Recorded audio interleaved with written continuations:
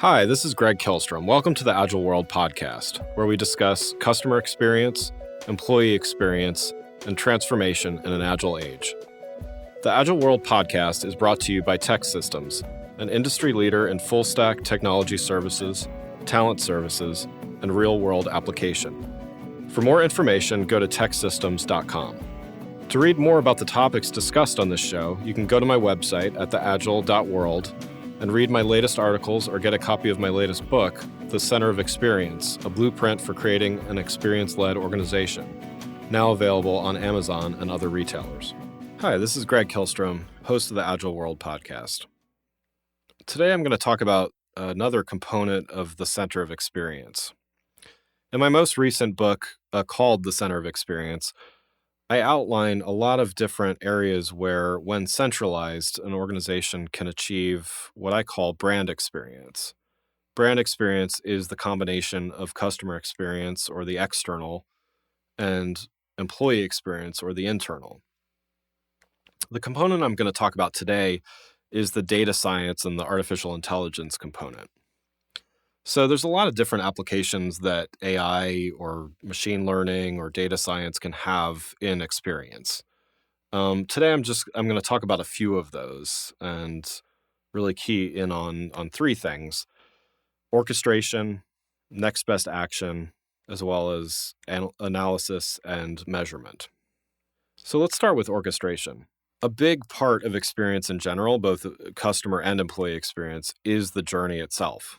So one of the big takeaways from really embracing experience is it's not just about channels and tactics. It's really about the holistic experience that these audience members have, whether they're internal or external audiences. So being able to not only understand what the journey is, that's really step one, is to map out that journey, diagram it, understand, what is someone seeing, feeling, thinking, at each of these stages, but also what do we want them to do at each of these stages. So that's really step one. After we do that, we want to make sure that we have all of the pieces in place. So, are the right platforms in place? Are we capturing data? We'll talk about that a little bit more in a minute, but, are we capturing the right thing at the right step? But, just as importantly is this orchestration component. So what that means is, when someone is at a stage in the journey, how do we get them to the next one? Sometimes it's a fairly simple, mechanism. Let's say, you go to a website, fill out a form, and automatically you're sent an email. That's a very, very simple, one of the simplest examples of orchestration. Now, the orchestration is really, just between a website form and whatever mail server you use or mail program you use or something like that. On a much more complex level, orchestration takes the holistic view of really starting at the very, very beginning. So initial awareness of a product, service, or something like that from a customer standpoint, and getting them all the way through the buying process and ultimately beyond. So given this idea that it's, a experience often, not only begins, well, experience doesn't start at the sale, but it sometimes takes a new life at the sale, right? So orchestration can start from the very, very beginning. So, the first time you see an ad about something or some content about it, and really follow all the way through, once you buy that product, what is it like to use it? Do you buy more of the product? Do you recommend it to others? Do you buy different products? So on and so forth. So orchestration really takes that and makes it easy to say, okay, well, a customer is at step 2 of 5 in the journey. What do we need to do to get them from step 2 to step 3? So there's a lot of different tools that can do this. There's there's a lot of different approaches to this. I'm going to talk about next best action in a minute here as well, which helps us. But at a high level, orchestration really gives us a mechanism to get the data, understand where someone is, and give them the right next step in the path.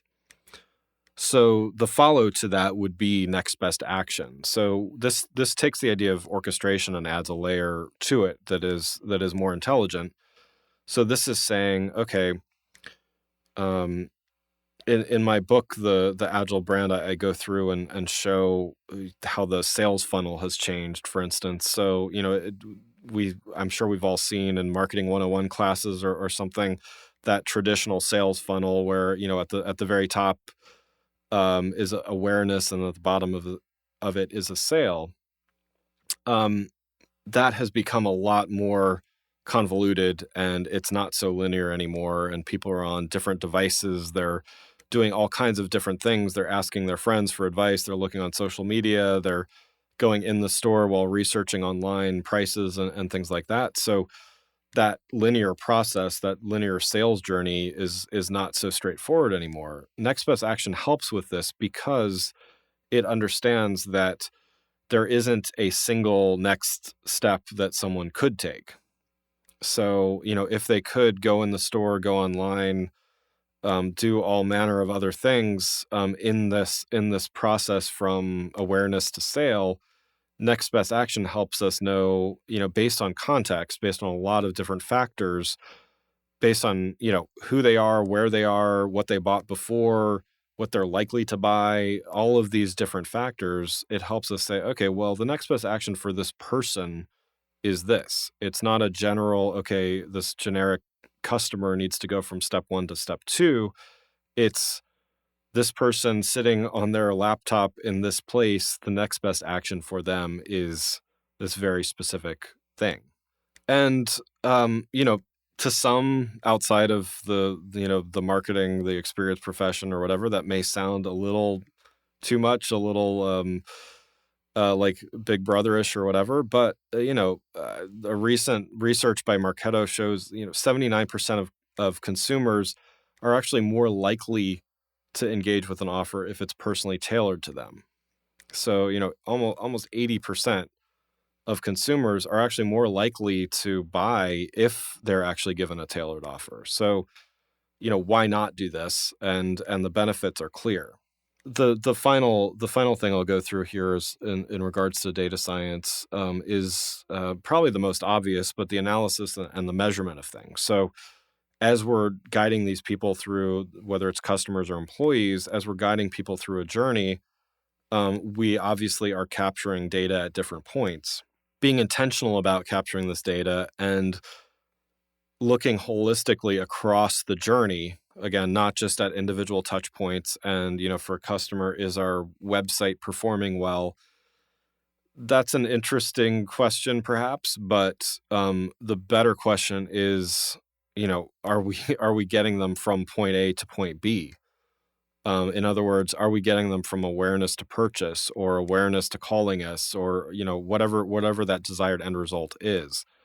It's not just about measuring individual tactics, because an individual tactic could be performing incredibly well, and yet we're failing to move people through the journey.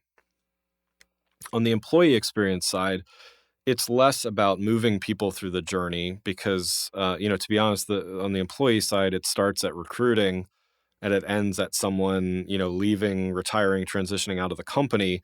We don't necessarily want to move them, too quickly through that process, but we do want to keep them engaged at the different steps. So, in that case, even to go back to next best action with an employee, next best action isn't what's going to get them to move to the next step. It's actually what's going to get them to stay, an active, engaged employee. Analysis and measurement helps us understand this as well, and helps us see, okay, well, are they productive? In the case of the employee, are they productive? Are they motivated?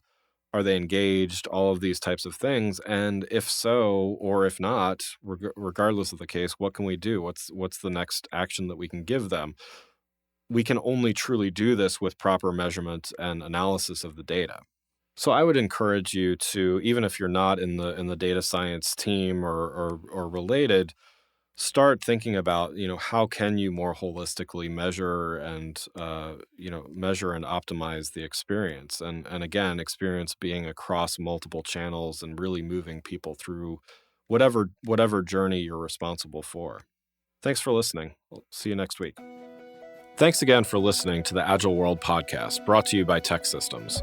I'm your host, Greg Kilstrom. You can learn more and get a copy of my latest book, The Center of Experience, from my website at theagile.world or on Amazon or other retailers. Until next week, stay agile.